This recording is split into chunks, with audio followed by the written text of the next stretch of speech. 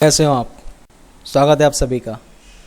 बच्चों, जैसे आपको पता है कि हमारा जो लास्ट टॉपिक था वो लीवर के बारे में था और उसके बाद हमने डक के बारे में बात की थी।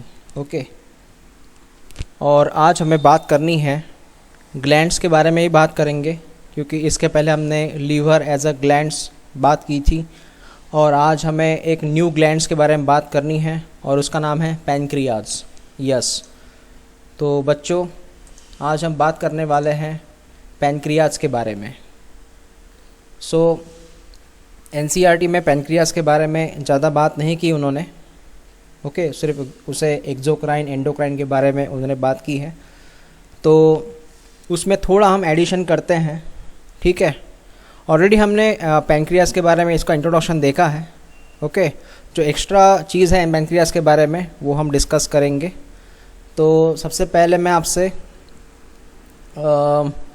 ये बताऊंगा पैनक्रियाज का इंट्रोडक्शन क्या है। तो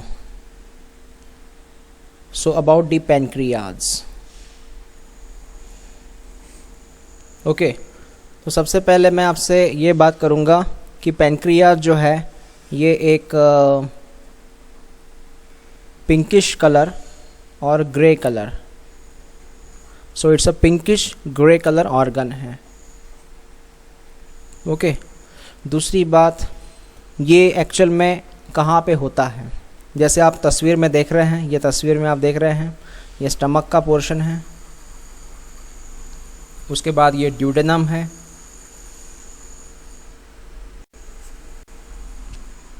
स्टमक पता है आपको, duodenum it's a part of intestine. उसी के एग्जैक्टली ड्यूडेनम के बाजू में और स्टमक के थोड़ा नीचे, स्टमक के बिलो समवॉट एंड ड्यूडेनम के एग्जैक्टली बाजू में आपको मिलेगा there is a leaf shape pancreas. ये जो आप यहाँ पे येलो कलर में जो देख रहे हैं, yellow colour, yes this yellow colour it's called as a pancreas, यहीं पे लिखा है। समझ में आया आपको? यस। तो सेकंड पॉइंट मुझे पोजीशन के बारे में कहना था। तो पोजीशन कहाँ पे है? स्टमक के थोड़ा सा बिलो है, ड्यूडेनम के थोड़ा नज़दीक है ना। और लीफ शेप इसका स्ट्रक्चर है, मतलब इसका शेप है, तो we call it a pancreas. ये क्लियर हुआ, समझ में आया? हाँ। तीसरी बात मैं आपसे कहना चाहूँगा, पैनक्रियाज जो रहता है वो लगभग 2.5 सेंटीमीटर इसका विड्थ होता है। इसका विड्थ है 2.5 सेंटीमीटर। इसकी जो लेंथ है 12 to 15 centimetre. Okay, that's called as a length. ये समझ लीजिएगा। हुआ क्लियर? ओके। चौथी बात मैं करना चाहूँगा, ये जो पैनक्रियाज है ये लीफ शेप का है और इसे हम कहते हैं हेटेरोक्राइन। हेटेरोक्राइन। तो पैनक्रियाज को हेटेरोक्राइन क्यों कहते हैं? बिकॉज क्योंकि उसके अंदर दोनों ग्लैंड्स मौजूद है। एक है एक्सोक्राइन ग्लैंड उसके अंदर है, और एंडोक्राइन, मतलब both the glands present in pancreas, so combinely called heterocrine. Heterocrine में दोनों आएंगे, एक्सोक्राइन एंडोक्राइन, आपको बार बार बोलने की ज़रूरत नहीं है। हेटेरोक्राइन बोल दिया आपने, मतलब है इसमें एक्सो एंडो दोनों आ गए। क्लियर हुआ? समझ में आया? तो चलो सर, हमें बात समझ में आ गई, एक्सो और एंडो दोनों हैं, इसलिए इसको हेटेरो कहा गया है। Okay, yes. उसके बाद आप देख सकते हैं इसका जो डायग्राम को देखिए, इसका जो हेड वाला एरिया है ये हेड वाला एरिया है। Yes, so we call it a head of the pancreas. इसका हेड जॉइंट है एक्चुअल में ड्यूडेनम को, ये ड्यूडेनम है। Okay, so the head of pancreas is attach with the duodenum. याद रखिएगा, पैनक्रियाज का हेड अटैच है ड्यूडेनम से। ओके, समझ में आया? ओ ठीक है। उसके बाद हम सब मिटा देते हैं ये। बच्चों, आपको इस येलो कलर के पैनक्रियाज के बीचों बीच आपको ग्रीन कलर जो है, यहाँ मैं रेड कलर से मार्क कर रहा हूँ इसे, आपको यहाँ ग्रीन कलर का एक लाइन दिखाई दे रहा है ना? Yes. So we call it a duct, इसे बोलते हैं पैनक्रियाटिक डक्ट, जो आपको यहाँ पे उन्होंने ग्रीन कलर में शो किया है। तो such a green colour we call it a pancreatic duct. और ये डक्ट जो है ये आखिरी में मिलता है, मैंने आपको लास्ट टाइम कहा था ये पैंक्रियाटिक डक्ट है, और ये डक्ट जो है वो आखिरी में कंबाइन होता है हिपैटिक डक्ट के साथ। ओके, जैसे हम यहाँ पे अगर इसको ड्रॉ प्रॉपरली करें तो ये कौन सा डक्ट था, ये है पैंक्रियाटिक डक्ट। ओके, ये पैंक्रियाटिक डक्ट, और ऊपर से कौन सा डक्ट आया था, ऊपर से आया था सर कॉमन बाइल डक्ट, ऊपर से आया था कॉमन बाइल डक्ट। और इस तरह यहाँ पे उन्होंने एक कॉमन डक्ट बनाया था जिसका नाम था सर हीपैटो पैंक्रियाटिक डक्ट। याद आया, ये तो ऑलरेडी हमने पढ़ा हुआ है। हाँ, तो मुझे सिर्फ यहाँ पे आपसे बात करनी थी इस डक्ट के बारे में। आप देख रहे हैं इस ग्रीन कलर के डक्ट को, यस। तो इस डक्ट से ही बहता है pancreatic juice. What is the main function of duct? इसका मेन फंक्शन है to carry the pancreatic juice. समझ में आया आपको? यस। सो यहाँ तक हमारी बात क्लियर हो चुकी है। हम आगे बढ़ते हैं अभी। तो आपको ये जो तस्वीर नज़र आ रही है, इस तस्वीर में देखिए, एक तरफ लिखा है एक्सोक्राइन, एक तरफ लिखा है एंडोक्राइन। तो पहले मैं अगर मैं एक्सोक्राइन के बारे में बात करूं तो ये जो आपको एक लीफ शेप दिख रहा है, we call it yellow colour का पैंक्रियाज, और बीचों बीच आपको दिख रहा है डक्ट। पूरा पैंक्रियाज है और बीच में डक्ट है। पैंक्रियाज का बाउंड्री में आपको शो कर देता हूँ, ये पैंक्रियाज है, और लीफ शेप पैंक्रियाज, और बीच में है इसका डक्ट वाला पोर्शन। ठीक है, अब इसमें आते हैं दो प्रकार के ग्लैंड्स, एक्सोक्राइन, एंडोक्राइन। पहले मैं एक्सोक्राइन की बात करूं। एक्सोक्राइन में उसमें कुछ सेल रहते हैं, उसको हम बोलते हैं, हाँ, वी कॉल इट एसिनी या एकिनीज। हम कुछ ऐसा प्रोनाउंस करते हैं, एकिनीज कहते हैं इसे। ये सेल्स है, और ये सेल जो है ये प्रोड्यूस करते हैं कौन सा जूस प्रोड्यूस करते हैं? Pancreatic juice. They produce pancreatic juice, और उस जूस में होते हैं ये एंजाइम्स, याद रखिए। और ये सारे के सारे जो है ये एंजाइम्स है, they are called as an enzymes, और ये वर्क करते हैं डाइजेशन ऑफ द फूड में। ओके, चलो एक बार रिवाइज कर देते हैं, और मैं आपको वो सेल कहाँ रहते हैं वो भी मैं आपको शो करा दूँ। तो मैं आपसे बात कर रहा था एक्सोक्राइन के बारे में। एक्सोक्राइन में जो सेल होते हैं उसे एकिनी सेल कहते हैं, या फिर उसका सेकंड नाम है एसिनार सेल है ना। ये सेल जो है बच्चों ये प्रोड्यूस करते हैं ये ढेर एंजाइम्स जो आपको सामने है, ये एंजाइम्स है। ओके, और इन एंजाइम्स का काम क्या है? इनका काम है sir digestion of the food. समझ में आया? तो एक्सोक्राइन क्यों कहा गया इस पैंक्रियाज को? Because it contain which cell? Acinar cell या एसिनी सेल्स या एकिनी सेल। ये क्या प्रोड्यूस करते हैं? Enzyme, protease, lipase, amylase produce करते हैं। वो क्या करते हैं? डाइजेशन ऑफ फूड करते हैं, मतलब वो फूड को डाइजेस्ट करते हैं। ये बात समझ में आ गई आपको? क्लियर हुआ ये? ओके। अब मैं आपको वो शो करना चाहूँगा कि यहाँ पे ये एसिनार सेल कहाँ पे रहते हैं। तो आप रेड कलर में यहाँ पे देख सकते हैं कि देखिए ये मैंने रेड कलर ड्रॉ किया, ये रेड कलर, ये एसिनार सेल है। ठीक है बच्चों, ये जो रेड कलर है ये रहते हैं ये acinar cells, yes we call it acini cells. ठीक है, पहले इसको हम मिटा देते हैं। अब यहाँ पे देख सकते हैं ये जो रेड कलर का सेल है we call it acinar cell. ये जो रेड कलर आप देख रहे हैं इसके अंदर जो जूस बनता है उसे हम कहते हैं पैंक्रियाटिक जूस। कौन सा जूस? पैंक्रियाटिक जूस इसके अंदर बनता है। फिर वो पैंक्रियाटिक जूस इस डक्ट के ज़रिए यहाँ पे फ्लो होता है। ऐसे हर एरिया से पैंक्रियाटिक जूस यहाँ पे कलेक्ट होता है, बिकॉज़ हर जगह पे वो एसिनार सेल है।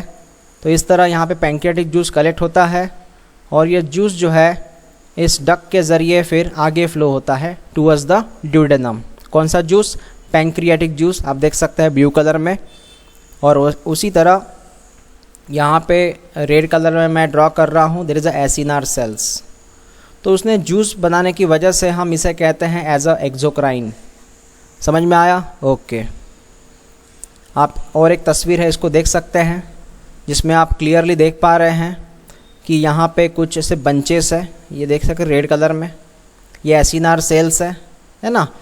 और यहाँ पे ऐसे बहुत सारे हैं, ये देख सकते हैं आप, ये एसिनी है, मतलब ये एसिनार सेल है, और वो वहाँ पे जूस बना रहे हैं, उस जूस का नाम है पैंक्रियाटिक जूस। ये आप देख सकते हैं ब्लू कलर में पैंक्रियाटिक जूस बना रहे हैं। फिर उस जूस को वो डक के ज़रिए फ़्लो करते हैं, आप देख सकते हैं ब्लू कलर में डक के ज़रिए फ़्लो हो रहा है। तो आपको ये बात समझ में आ गई कि एसिनार सेल के अंदर ये ब्लू कलर में जूस बनेगा और वो इस डक के ज़रिए फ़्लो होगा और एक जगह पे वो कलेक्ट होकर इस तरह फ़्लो होगा और आगे बढ़ रहेगा। ठीक है, यस बच्चों। और एक चीज़, ये जो एसिनार सेल है, सॉरी ये जो डक्ट है, ये फिर कंटिन्यू होता है, इसी का नाम था पैंक्रियाटिक डक्ट। क्या नाम है इसका? इसी का नाम है पैंक्रियाटिक डक्ट। और ये पैंक्रियाटिक डक्ट आगे जाएगा और ये जो डक्ट है इस तरफ और एक डक्ट आया था, आपको पता होगा कौन सा डक्ट आया था, इस तरफ था bile duct, common bile duct, याद आया? कॉमन बाइल डक्ट जो लीवर से आया था।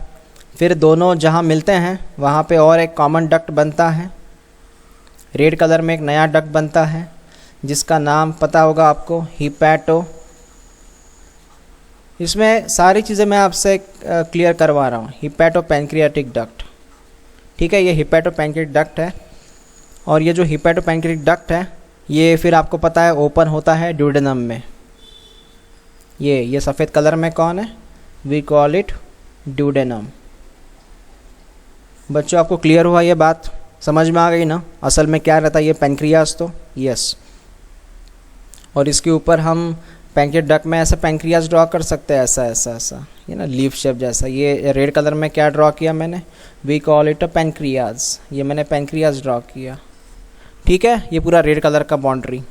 चलो आपको ये बात समझ में आ गई, आइडियाज़ आपके क्लियर हो गए। अब मैं आपसे ये बात करना चाहूँगा एंडोक्राइन ग्लैंड्स के बारे में। ये एंडोक्राइन ग्लैंड जो रहता है ये पैंक्रियाज के अंदर ही एज अ बिहेव करता है। उसमें रहता है एक छोटा सा पार्ट जिसे हम कहते हैं islets of Langerhans. We call it islets of Langerhans. एक छोटा सा पार्ट है जो यहाँ पे मौजूद है। मैं आपको रेड कलर से शो करवा दूँ, यहाँ पे रहेंगे वो, ये यहाँ पे रहते हैं। ये कौन है सर? इनका नाम होता है बच्चों आइलेट्स ऑफ लैंगरहंस, ठीक है, यस।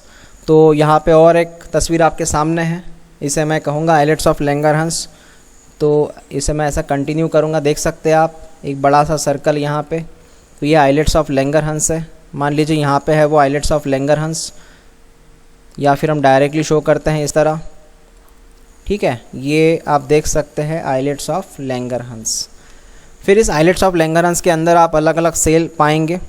इसमें अलग अलग सेल रहते हैं, कौन कौन से? हाँ, इसमें रहेगा अल्फ़ा सेल, इसमें रहेगा बीटा सेल, इसमें रहेगा डेल्टा सेल। 3 सेल है, रिपीट कर रहा हूँ, alpha cell, beta cell, delta cell, ऐसे अलग अलग सेल हैं।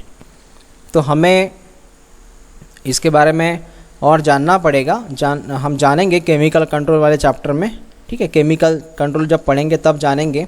फ़िलहाल मैं आपको इतना बताऊं, ये जो अल्फ़ा सेल है ना, इसका काम है कि वो यहाँ पे ग्लूकेजन नाम का केमिकल बनाता है। कौन सा? ग्लूकेजन। ये ग्लूकेजन क्या कर रहा है? इसका मोस्टली काम है शुगर बैलेंस करना, ठीक है। तो इसका वर्क हम डिटेल में पढ़ेंगे, लेकिन वो याद रखिए शुगर में टेक पार्ट करेगा। उसी तरह जो बीटा सेल आप देख रहे हैं, ये बीटा सेल ये प्रोड्यूस करता है इंसुलिन, और वही खास करके है इंसुलिन। पता है आपको, इंसुलिन जस्ट कंट्रोल दी शुगर। समझ में आया? यस। और जो डेल्टा सेल है इसका काम है, ये एक हार्मोन बनाता है सोमैटोस्टैटिन। तो आपको ये फ़िलहाल आप सिर्फ बीटा सेल को याद रखिएगा, अल्फ़ा सेल को याद रखिएगा कि वो कौन से केमिकल बनाते हैं। Alpha cell produce glucagon hormone, beta cell produce insulin hormones, ठीक है। समझ में आया इतना? रहा सवाल डेल्टा सेल का, तो वो सोमैटोस्टैटिन नाम याद रखिए, ठीक है। बाकी इनका जो वर्क है हम केमिकल कंट्रोल में पढ़ेंगे। समझ में आया आपको क्या हो रहा है? तो ये जो आइलेट्स ऑफ लैंगरहंस है बच्चों, इसी आइलेट्स ऑफ लैंगरहंस जो होता है, ये आइलेट्स ऑफ लैंगरहंस होता है इस पैंक्रियाज के इनसाइड। ये है वो आइलेट्स ऑफ लैंगरहंस, इसलिए इनको एंडोक्राइन ग्लैंड भी कहा गया है। तो यहाँ पे आप दो चीज़ें समझ रहे हैं, जो इस डक के टीप पे है, इस डक के आप पे टीप पे देख रहे हैं, उसे हम कहते हैं एक्सोक्राइन, और जो डक के थोड़ा बीच में है उसे हम कहते हैं एंडोक्राइन, क्योंकि वो आइलेट्स ऑफ लैंगरहंस है बीच में, है ना। यस, और जो टीप पे है आप देख सकते हैं, डक के टीप पे है, टिप पे ड्रॉ कर रहा हूँ, वो एक्सोक्राइन होता है। तो एंडोक्राइन एक्सोक्राइन दोनों है यहाँ पे। अगर आपको कलर में कोई कन्फ्यूजन हो रहा हो तो मैं वापस ड्रॉ करता हूँ इससे। जो आप इसे बीच में देख रहे हैं वो होता है islets of Langerhans, that is called as endocrine. और जो इनके टीप पे रहता है, थोड़ा टीप पे मैं ड्रॉ कर दूँ, ये ग्रीन कलर देख लो आप समझ में आया को, वो है एक्सोक्राइन, क्योंकि ये एक्टिनी सेल है। कौन से सेल है ये? एक्टिनी सेल। चलो आपको समझ में आया, यहाँ पे क्लियर हुआ, पूरी बात समझ में आ गई।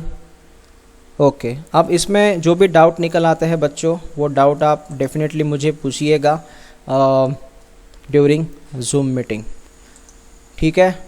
तो मिलते हैं हम नेक्स्ट वीडियो में नेक्स्ट टॉपिक के साथ। तब तक के लिए धन्यवाद।